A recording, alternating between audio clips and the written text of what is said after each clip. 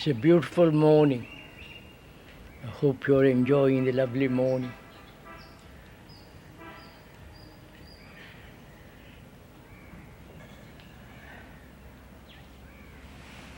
Probably there'll be a lot of questions.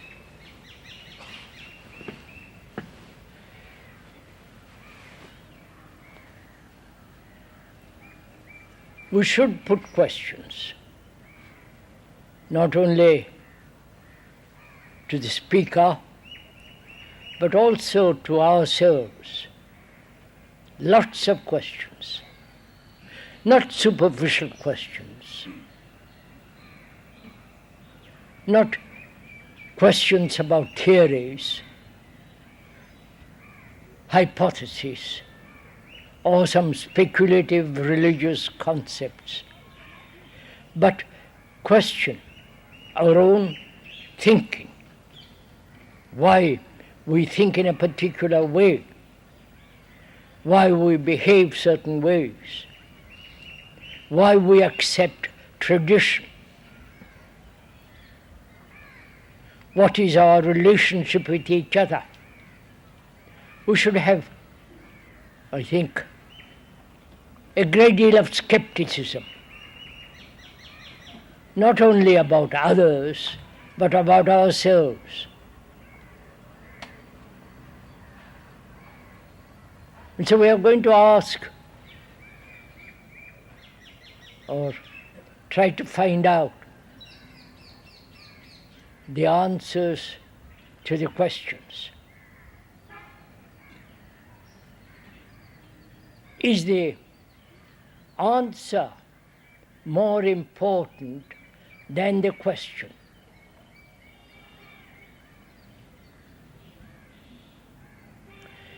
Does the answer lie in the question?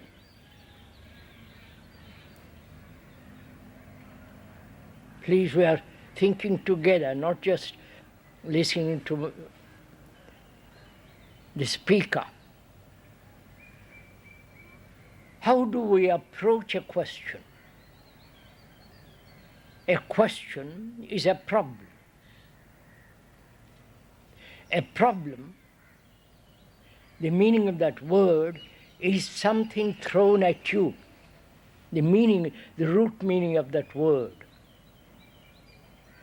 A question means a challenge. How does one approach a challenge, a question? Because in the approach is the answer, not the question itself. I hope we are meeting each other, are we? Suppose I have a problem, a question about the world, about my relationship to the world, my anxiety, my agony. And what is my approach to the solution of that problem, my anxiety, my agony, my relationship to the world? How do I listen to the question? How do I approach it, come near it? How do I almost touch the question? You understand? So it is far more important to find out how we approach a question, a problem, rather than try to find out the answer. Because in the approach, one can have, if the approach is correct, then we can examine the problem itself, not try to seek an answer, because the answer is in the problem. We're going to find out presently that way. So please, we are not answering the questions. We will answer the questions together. explore the question together, and you will have to find the answer for it yourself. Not I answer it and you accept it or not accept it, which becomes rather silly. But if we could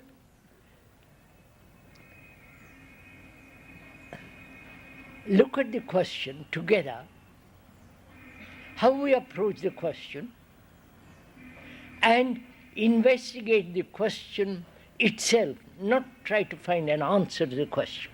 Is this clear? That is, we are together going to examine the question. But how you approach the question is more important than the investigation of the question. First, how do we approach a question? How do we approach a problem? If we approach it with a desire to find an answer, the answer becomes far more important than the question. That's clear. Are we meeting each other with this? So, if we can, we'll go through these questions one by one and try to find out how we approach it, how we examine the problem, and discover that the answer is in the problem itself. I haven't seen these questions before. I don't like to look at them previously.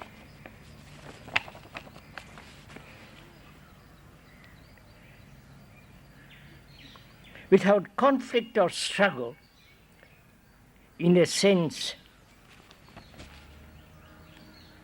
of desire to improve, how can there be any progress, material or social, in the world? The desire to change supplies the motive, force for I have to read it again. It's not very clearly typed out.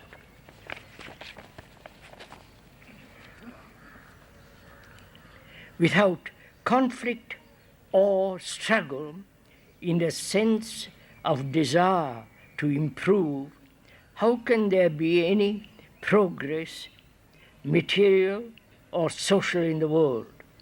The desire to change supplies the motive, force for work towards achievement and progress. If you accept what is, then how can there be any kind of progress? You've got the question clear? Need I read it again? Thank goodness.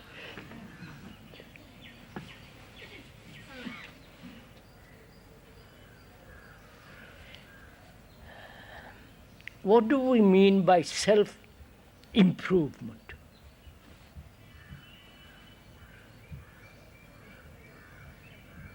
Improving selfishness, improving deceit, improving hypocrisy, improving our angers, anxieties, our pains, our sorrows. Is that what we mean by improving ourselves? Either getting more money, more better position, all that, physical comfort, or, which is necessary obviously, but when you say self-improvement, what is the self?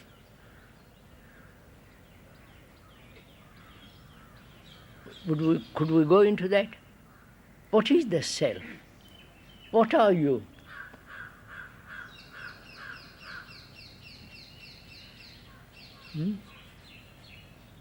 You have a name, you have a form, how you look, how the shape of your body and so on, physical appearance. Apart from that, what are you?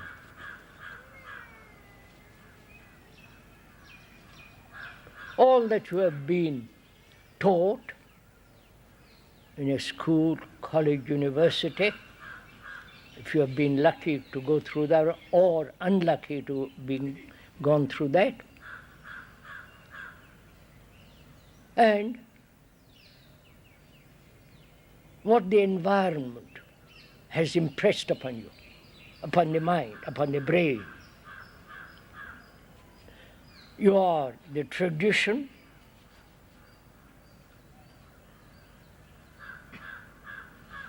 you are all that which actually is your greed, your envy, your beliefs, your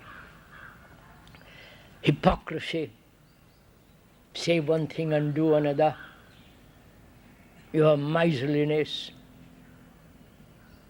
You are all that, surely. Or do you think you are something much more than that? That is your super consciousness, super something or other. When if you say you are something super consciousness, that's also the result of thinking. So you are the whole movement of thought. Isn't that obvious? So what is there to improve?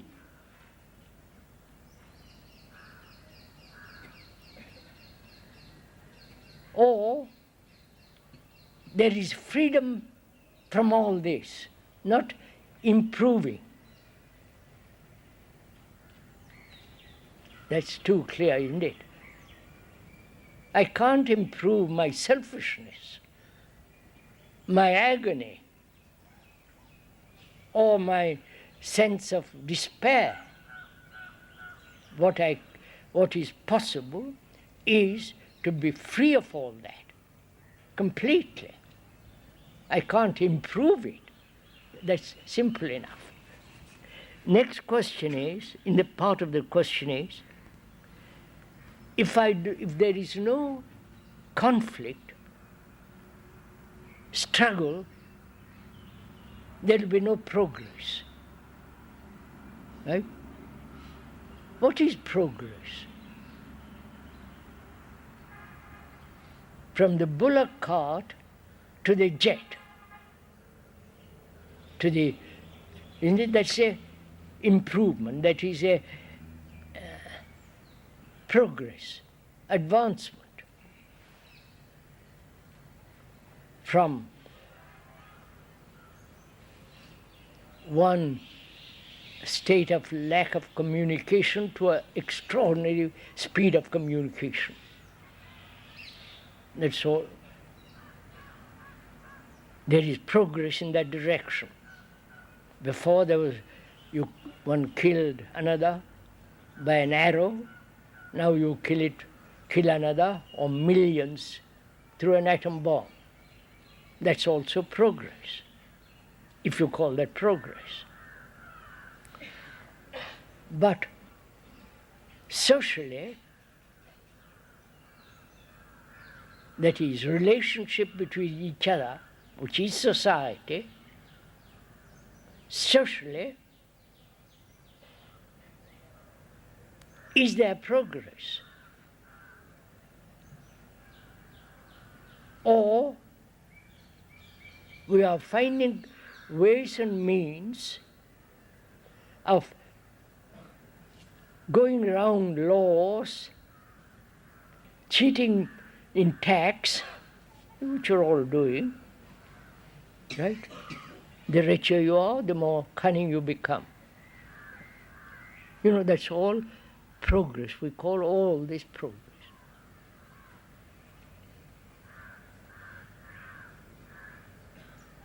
Is there psychological progress at all? You understand my question? Progress, this is a very complex problem, this. Progress means from what I am, I move, change, transform myself. That implies time. Progress means time.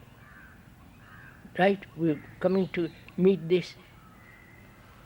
What is time? Time by the watch, time by the sun rising, sun setting, time as today, yesterday, tomorrow, time for a plant to grow, time for a baby to become mature, and so on. There is time outwardly, naturally. But is there time at all, inwardly? Please, we are investigating, you are not accepting what the speaker is saying. Is there time as psychological progress?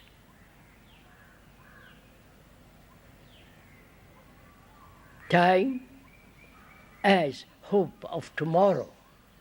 You see, all the implications of this idea of progress involves time. Now, there is physical time. To learn a language, I need time. But to be free of violence, does it need time? You follow my question? I need time to learn a skill, to become an engineer, carpenter, or a not straight politician. Right, sir? Yes, you know about it. But does one need time to be free of violence? You please find out. I'm violent. To become non-violent requires time. You understand? I am violent.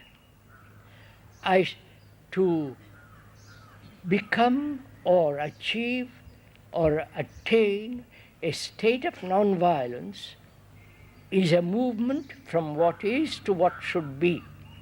That requires time. But does being free from violence require time? You understand the difference? Are we meeting each other? To become something requires time.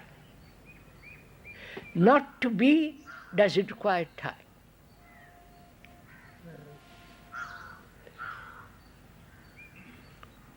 I'm violent. Suppose I'm violent.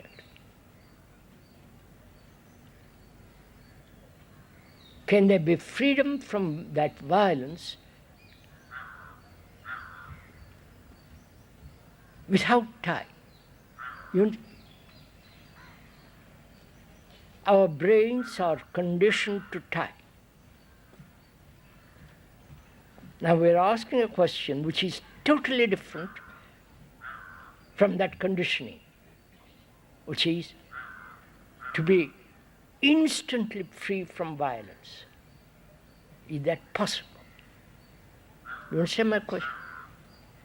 My brain is used to the idea that I will gradually get rid of my violence, which is never possible, because gradually, during the interval, I'm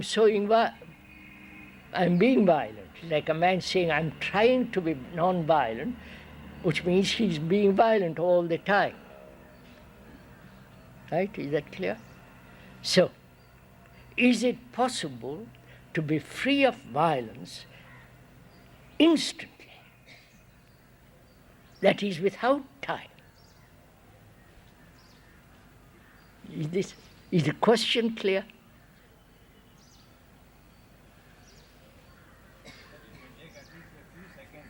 What? No. You see, don't let's think. See,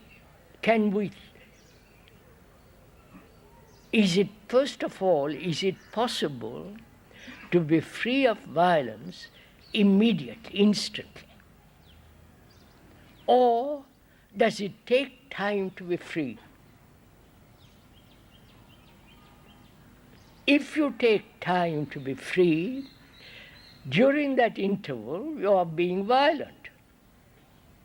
And therefore there is no end to violence. I don't know if you follow logically this.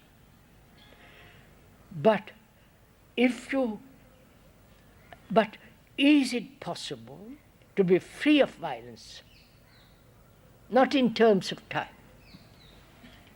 We are saying it is possible, which is how you observe violence. When you observe, are you the observer and violence something apart from you? You understand my question? Or you are violence. The observer is the observed. I don't know if you're following all this. No. No, you're not.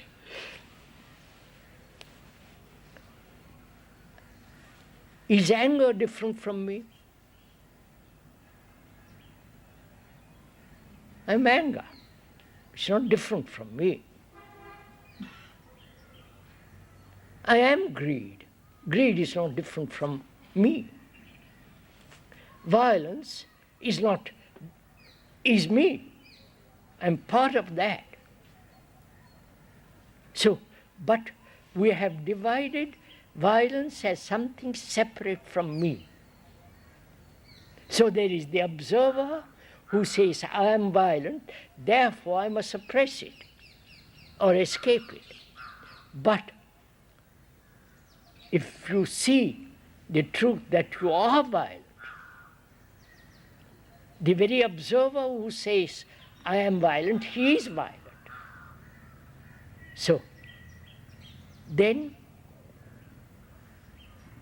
there being no division, hence no conflict, and the observer is absent. There is only that state. Then you observe with all your energy, and it totally disappears. You try it. Not try, do it. Sorry, forgive me for using that word try. Do it, and you will discover for yourself. So progress outwardly, physically exists, of course. But socially, that is society, is actually relationship between human beings. Now, to understand the nature of relationship and the transformation in that relationship, does it require time? Or there is immediate perception, an insight which transforms the condition.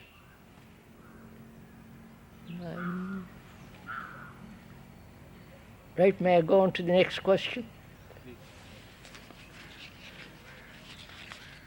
That transformation takes place out of this thought or some other energy. What, sir?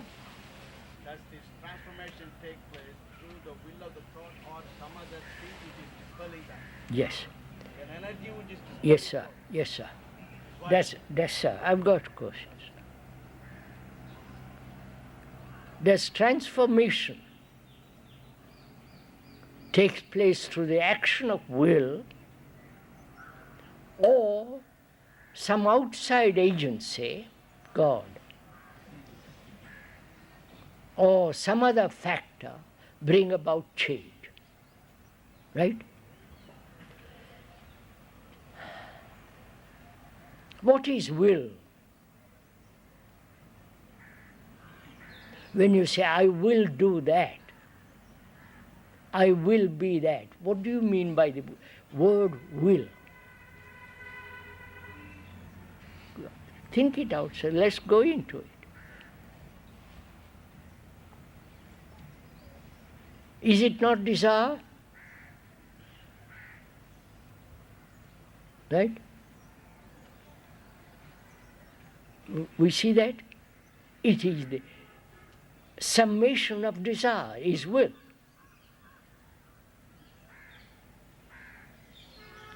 And, I don't want to go into the whole problem of desire. What is desire?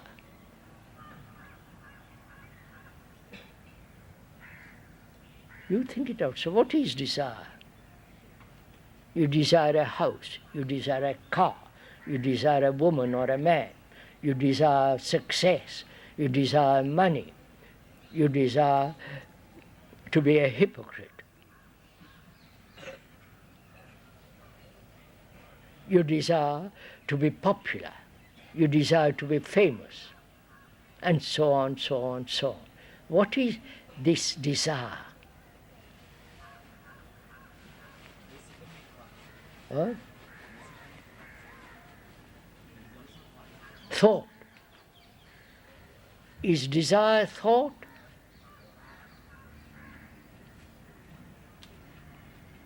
I desire that house.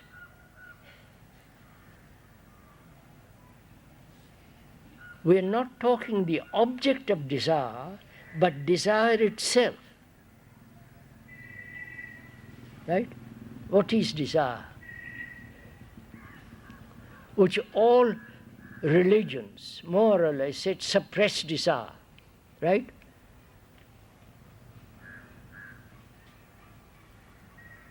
So, let's find out together what is desire.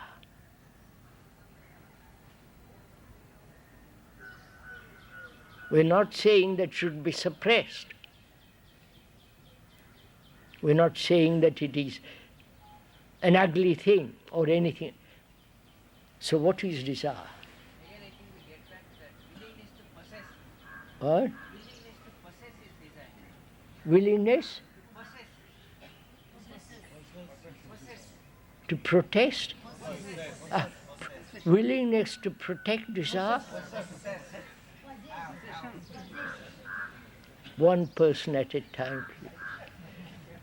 Willingness to possess.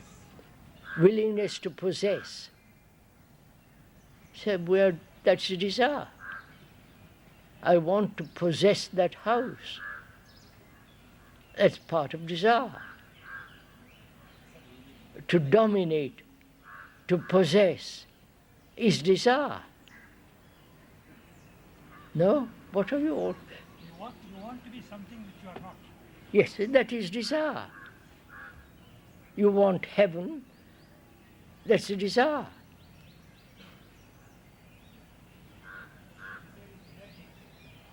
Huh? What's that? Energy. So shall we throw up a lot of words into the basket and find an answer? Is that the way to find an answer to question? What? Thought. That gentleman said also thought.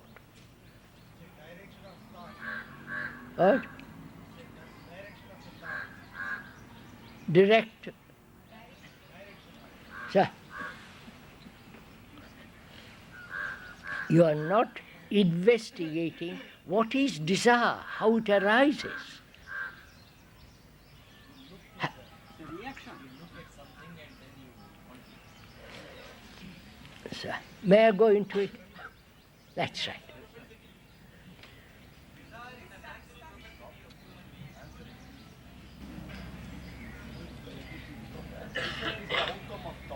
Huh? outcome of thought. May I go into it very simply?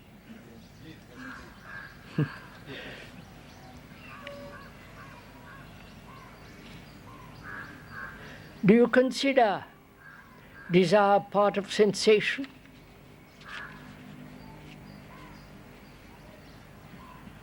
Of course.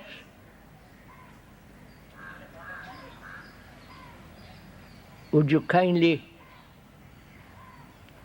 let me first point out and then you can talk, sir. Desire is part of sensation, right? What is sensation? The response of the senses. There is the seeing the house, nice house or ugly house, the perception, the seeing, visual seeing, then the sensation of wanting to possess it, then investigating the house, right? Looking all over the house. So there is first seeing, contact, touching, then sensation. That's normal, isn't it? That's what is actually going on. Then what happens? You understand? Seeing, contact, sensation. If there was no seeing, contact, sensation, I'm paralyzed, as most of us are. I'm paralyzed. Then what takes place? This is important to understand. We understand very easily the seeing, contact, sensation. Then what is the next step which brings about desire? You understand my question? Is the question clear?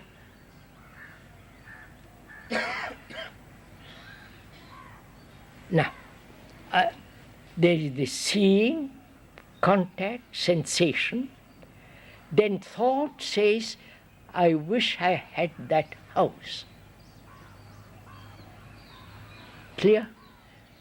That is, when thought identifies itself with sensation and that house, then desire begins.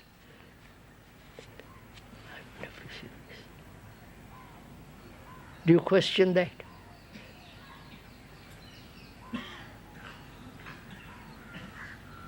That is, the seeing, the touching, the sensory responses. Then thought creates the image of living in that house. Thought, when it creates the image, then desire begins. You see this step by step. Is this clear? No, I am not making it clear for you. You are making, through the explanation of the speaker, is making it clear for yourself. It's not you are accepting me, the words the speaker says, but you see the movement of seeing, contact, sensation, then thought with its image begins the desire. Now, will is desire. Does transformation take place through desire? Or the cessation, the thought coming to an end and sensation remains? You follow? This requires, please. You're not clear. Quite right. Good Lord. Are you saying seeing is not desire? What, sir? Seeing is not desire, only after sensation. Sensation creates thought. No, sir. Look, you desire something, don't you, sir?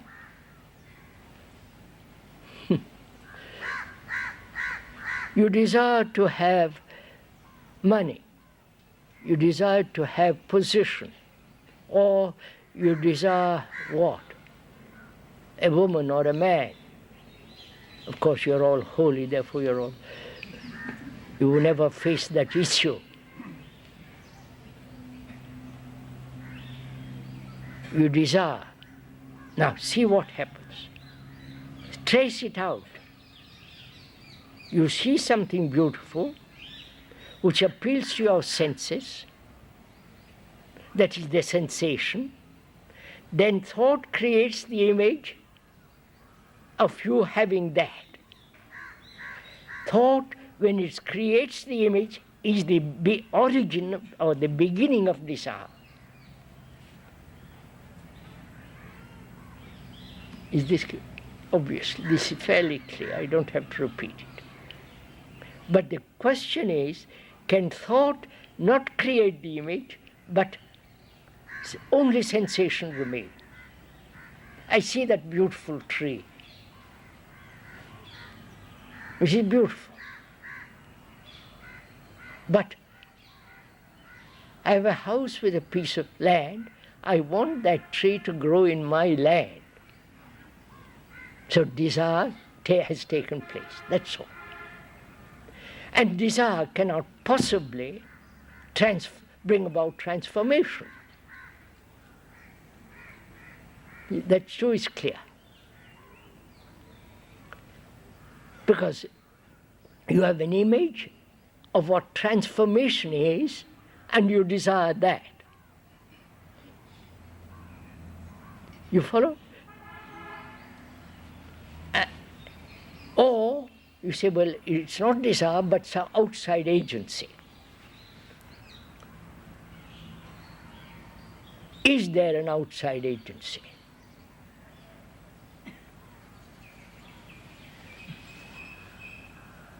This you would like to know, won't you? What is called luck? What? What is popularly called the luck? Luck. Yeah, the most common word is luck. L-U-C-K? Yes, sir. The desire is replaced with that word all the time. What, sir? The word desire is replaced all the time with the word luck by most people. What do you mean, most people? That is,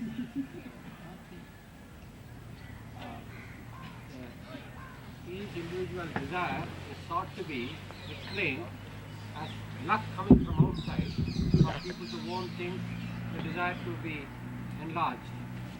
I don't understand the question, sir. What has luck to do with the desire? It is part of desire. Is it?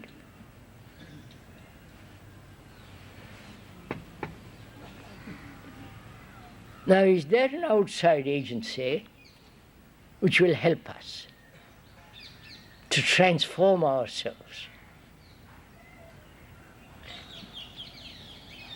Go on, sir. You are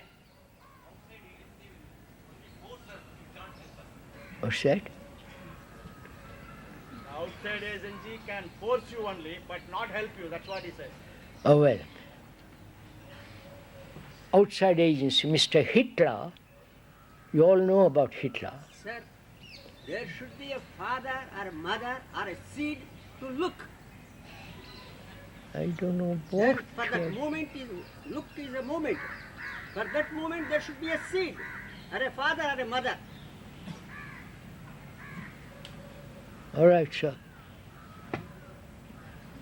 We are talking about outside agency, outside influence, outside authority, outside leader. You have had all those. Leaders, gurus, the so-called sacred books, You have had outside agency as education, authority. Has all that helped you to change? You have had it for millennia, right? Has that helped you to become transformed? Answer, sir. Oh yes? You have transformed? Huh? Oh, that you are compassionate? That you love? That you are supremely intelligent?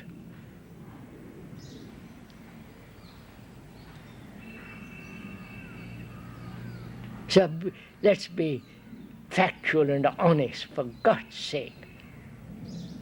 You have had leaders, ideals, outside. You have had all the pressures put on you to change. Have you? Are you not an outside agency to help us think better? Am I not? The questioner said, outside agency to help you. I am not.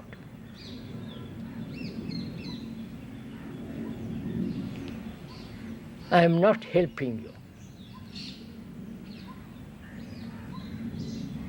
Take that, sir.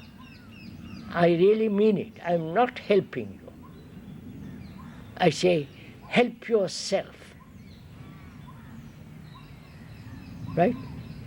You have relied on leaders, authority for centuries. And nothing else. You are what you are now. Miserable, confused, uncertain, insecure, suffering, anxious, agony go through, and nothing has helped you. Therefore, you have to find out a different method, not rely on anybody. Right? Aren't you pointing in a direction there? Huh? Aren't you pointing in a certain direction? No. Isn't that why we're all gathered? No, I'm not pointing out. No. I'm only saying, look at yourself. But that is a pointing. No, sir, we can make everything ridiculous. So, you believe in God. Most of you do. I don't know why, but you do. That is, you believe because you are frightened. If you are very honest, you will see that. Because God is perfect security, right? I am uncertain, insecure. I project a principle, a symbol, an idea, or an image, and that gives me a great sense of security. Right? Because you believe in God, and that gives you a sense of security. That God you have made. Right?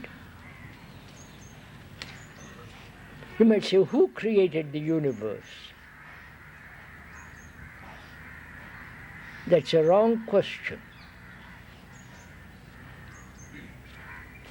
You see, this is a very complex question. I can't. Is there, please question yourself, find out the answer. Is there a state in which there has been no cause? You understand?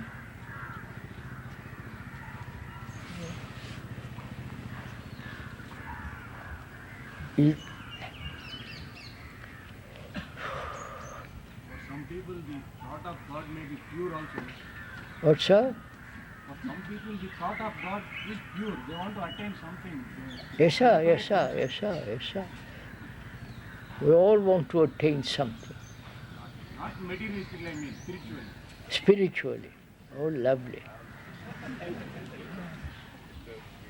Sir, please. I'm asking you a question which is very serious if you're interested in it. What as a cause comes to an end? Right? But is there a state of mind in which there is no cause and therefore eternal? Investigate it, sir. Not for us. There is cause. I do this because I want that. There is a motive, which is a cause. Right? So I'm asking you a question, which is, can you live without cause? Which is, I want to be something, I want to get money, yes, sir, find out. Is that without a motive? Huh? Is that without a motive? No, please. I've explained it. Find out, sir. This is real meditation, not all the silly stuff that goes on. To find out an action without cause. Love is not a cause. You won't say, proceed along that line, think it out. I'm a student of engineering. I find the volcano of hurt burning deep within me every moment of my life. Competition has apparently been the root cause of all human development. Is it possible to be competitive and yet not hurt? This is such a love.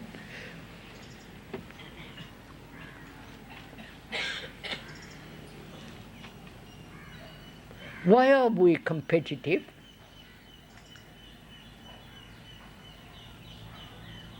What is competition? Go on, examine it, sir.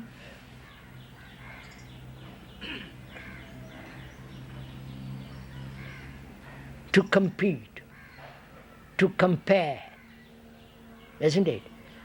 I compare myself with you, who are bright, who are intelligent, who are compassionate, who have some flame in you. And I want to be like you or go beyond you. So that in comparing, I have made myself something more than what I am. I don't know if you're following me. I compare myself with you, bright, not hypocrite, generous.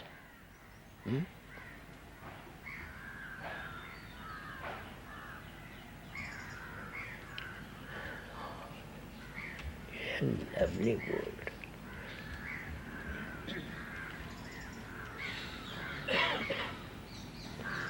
I compare myself with you. You are very clever. By comparing, I call myself dull. If I don't compare, go on, sir, answer it. You are clever, I am not. I compare myself with you, and then I say I am dull. But if I don't compare, what happens? Am I dull? No, don't shake your head. Just look at it. Am I dull or I am what I am? From there I can proceed. But if I am saying to myself, I am not as clever as you, and I must be as clever as you, I begin to compete with you. So can we live without comparison? I think you have answered the question. You cannot. All right, finished. You're all so thoughtless. No, it is a fact that the intelligence or cleverness will differ from person to person. Unless a man with the less, a dull man, unless he compares himself, unless he tries to go to that level, he will be himself in that sense. You didn't listen to what I said, sir. You didn't listen, if I may point out most politely, to what I have said just before. That is, you are clever, I am not. By comparing myself with you, I say I am dull. If I don't compare, am I dull? I don't know. Right? See the point? I don't know. So I begin to find out.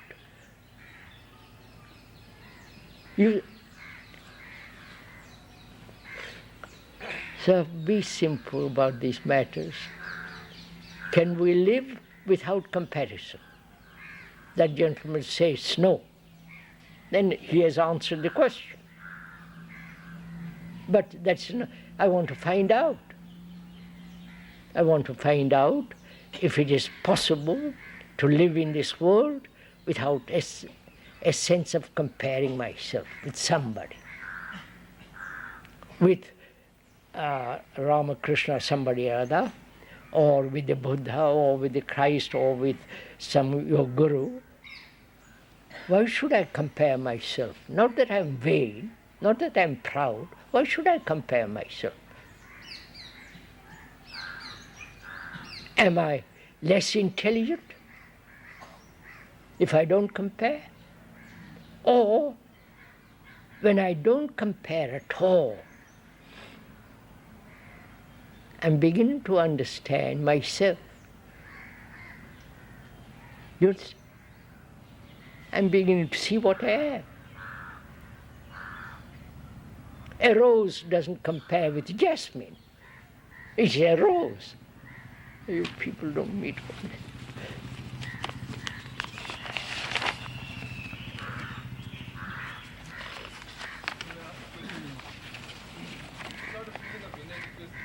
What's up? All right. You say if one is inadequate, insufficient, psychologically, inwardly,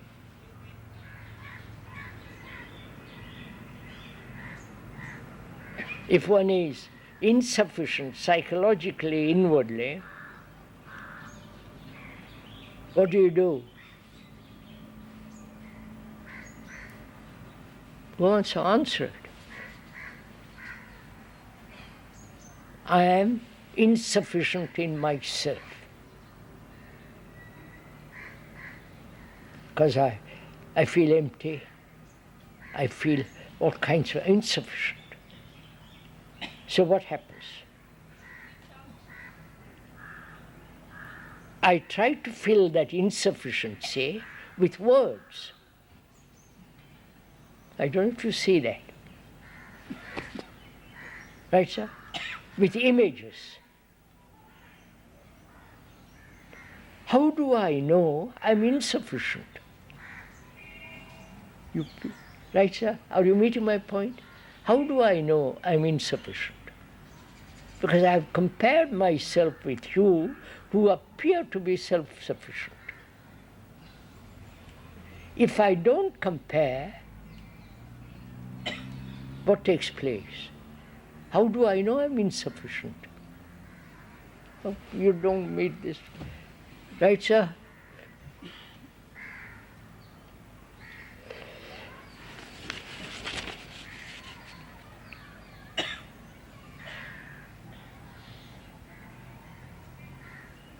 Tell us, sir, what should be done seriously to help the country and the countrymen.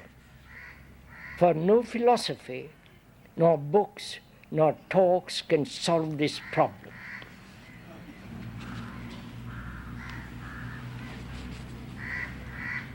Tell us seriously what should be done to help the country and the people of the country. For no philosophy, no books, no talks can solve these problems. Are you quite sure that no philosophy, no leader, no book, Gita, Upanishads, Brahma Sutra, no book, no philosophy, no leader will help this country or yourself? Are you quite sure of that? You understand my question? Or is it just a rhetorical question? If you are serious and you say none of these will help, and you have clear about it, that no book, no leader, no outside agency,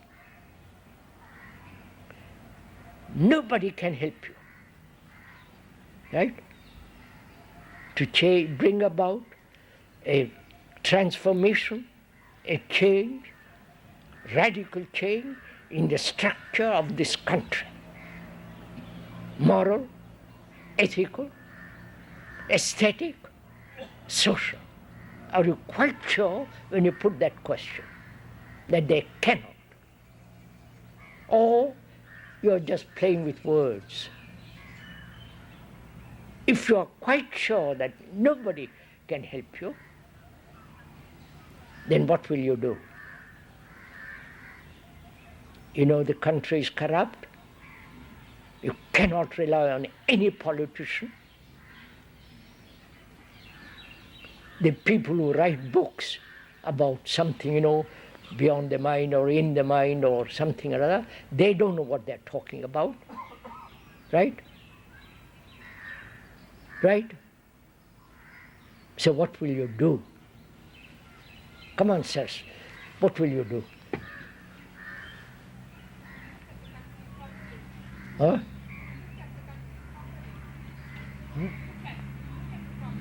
We have looked at the problem.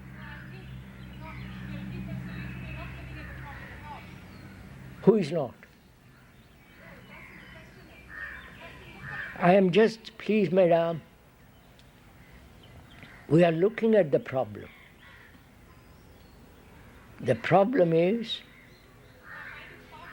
overpopulation,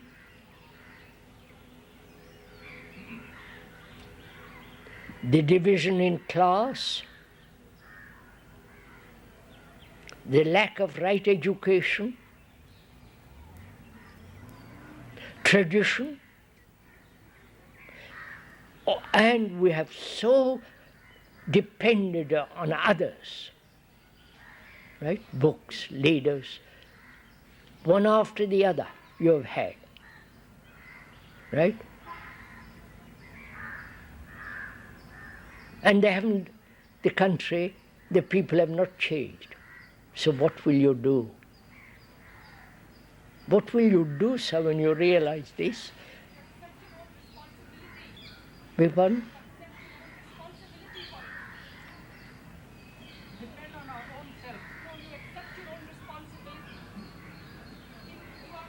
Are you accepting responsibility?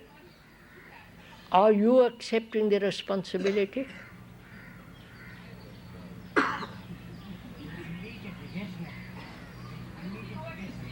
Are you accepting the responsibility for yourself to see that you behave properly? Or is it again that's just talk? So do you know what is happening to this country? Do you all realize?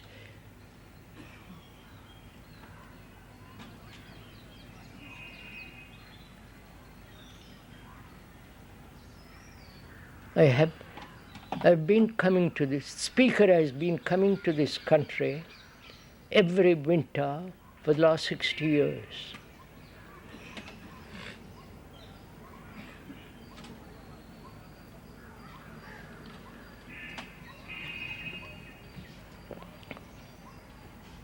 You have advanced technologically.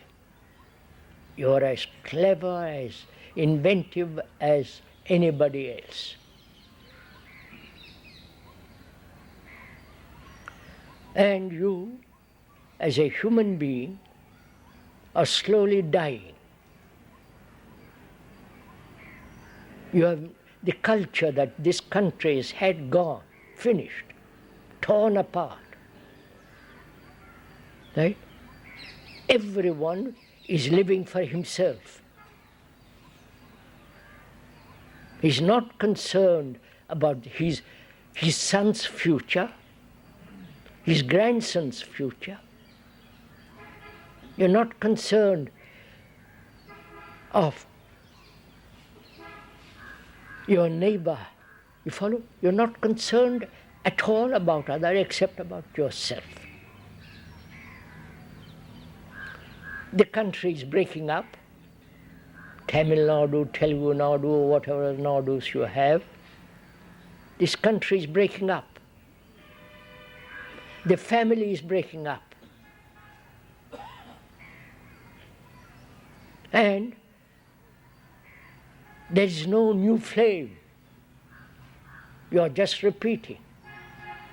When you repeat, there is certain dead security. And you are in that state now. What are we going to do? What are you all going to do, sirs?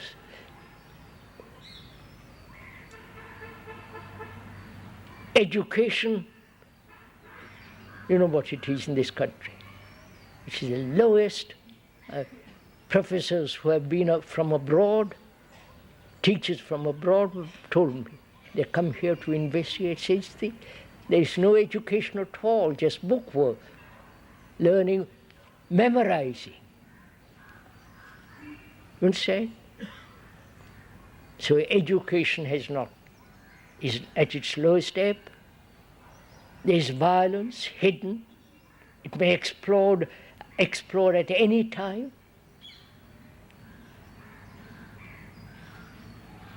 There's all the preparation for war. So the country is facing a tremendous crisis. Your country, the land on which you are living, and you don't seem to care.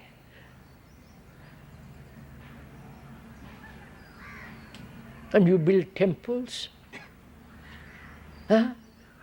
Go to the temples, take vows, you follow.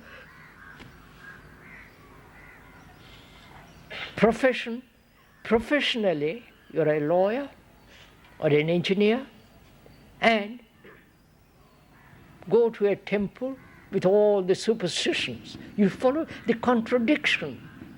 For God's sake, realize what's happening.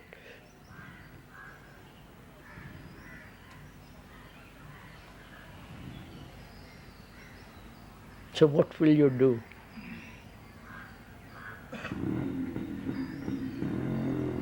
Or will you do nothing as you are, what is happening now? Do nothing. Let go down the drain.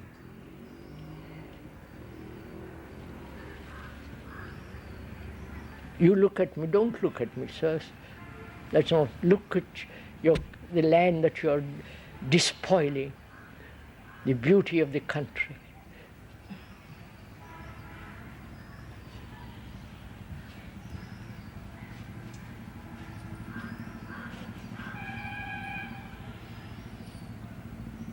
Will you undertake the responsibility? Not verbally, but actually to be responsible for what you are, what you do, what you think, how to behave honestly, with integrity.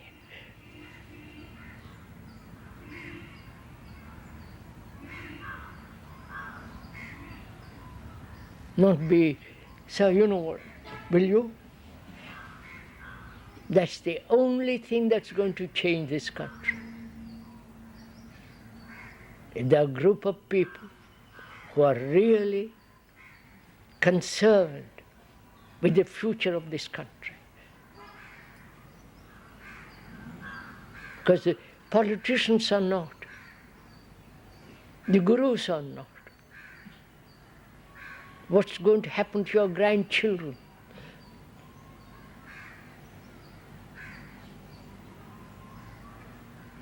So if you seriously undertake that you will be totally responsible for yourself,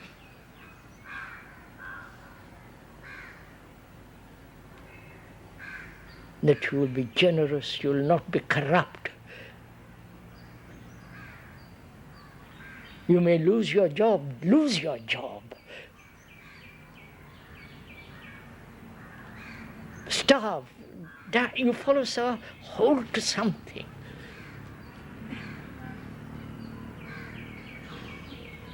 Then you will probably help the country to become something totally different as it is. It's a beautiful country.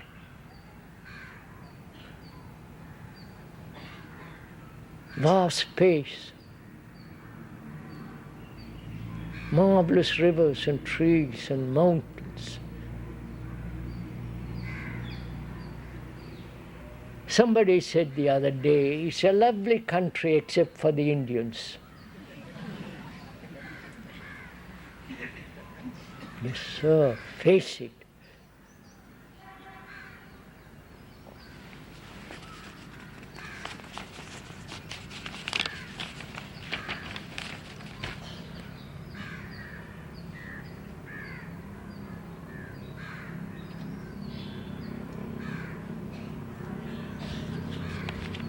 What is sorrow? The question asks. Aren't you in sorrow when you see all this going on in this country? Or is sorrow only when you personally are affected? You understand, sirs, my question?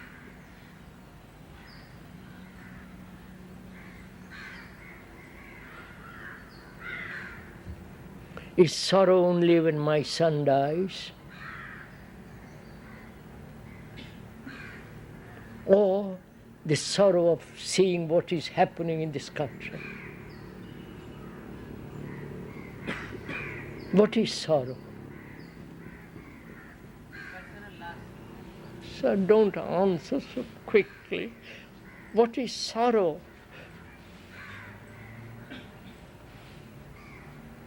Tears, pain, self-pity, the loss of somebody who you love, if you love, which I doubt. You are attached. Love is not attachment. You are attached to your wealth, to your property. You follow? You are attached. Is that love?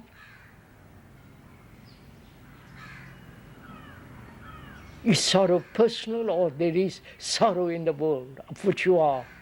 You follow? We have reduced everything to a small, limited me, my pain, my sorrow, and I hold to that. We don't see the sorrow of man, of which you are. So have you ever realized, historically, for 5,000 years, there have been wars, practically every year. This is historical. And see how many women, men, maimed, shed tears, the loneliness, the brutality of all that. You understand, sir? Isn't that a great sorrow? Isn't it a great sorrow that poor man round that corner will never be clean? You understand? Never have clean clothes, never go in a jet, never ride in a comfortable car. Don't you realize all this? Isn't that a sorrow to realize such state exists? Oh, what a So, the understanding of sorrow is the ending of sorrow. Right? So this requires a great deal of investigation into sorrow. Probably you have never shed tears. You have explanation for tears. Right? Karma. Some cause or other. But you have never actually suffered. Feel the intense pain of it. Because we were always seeking comfort, escape from sorrow. Right? Aren't you? That there is God, that you have paid. You follow? You've got dozens and dozens of explanations for sorrow and how to escape from sorrow. But a man or a woman who realizes the depth of sorrow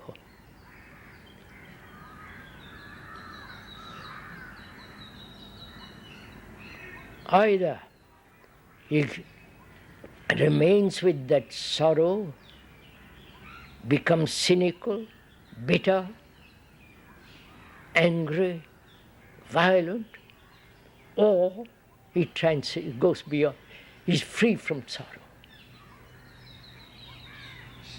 It is possible to be free from sorrow, only then there is love.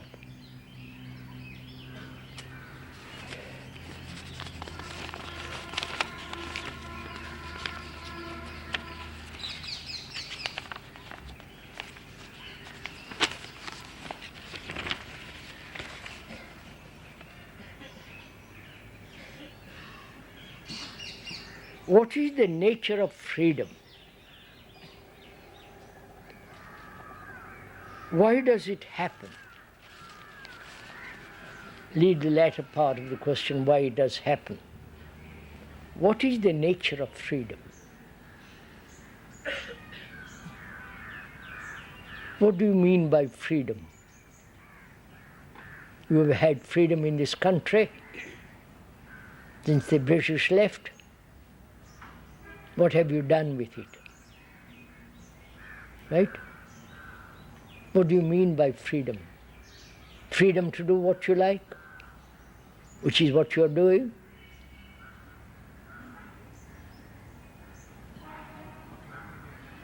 Freedom from anxiety. Freedom from pain. Freedom from physical pain is fairly comparatively easy. Go to a doctor, or if one has some terrible disease, you accept it and carry on. What is freedom? There is freedom from something which is not freedom. You understand? I can be free from attachment. That's fairly simple. But that's not actual freedom. I am free from a burden. But what is freedom?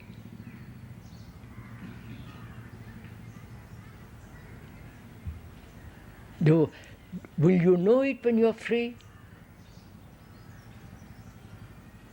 I wonder if you understand this question. When you are happy, if you are happy ever, When you are happy, when you say, how happy I am, is that happiness or is it only after it's gone? You understand my question? Can you ever know or recognize or experience complete freedom? Not from anything, freedom. When you say, I am totally free, then you are not free.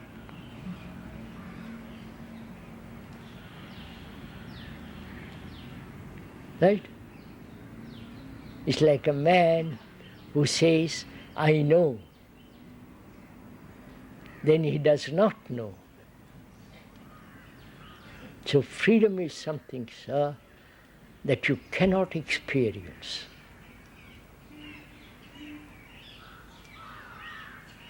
Like enlightenment is not to be experienced. Because where there is experience, there is an experiencer.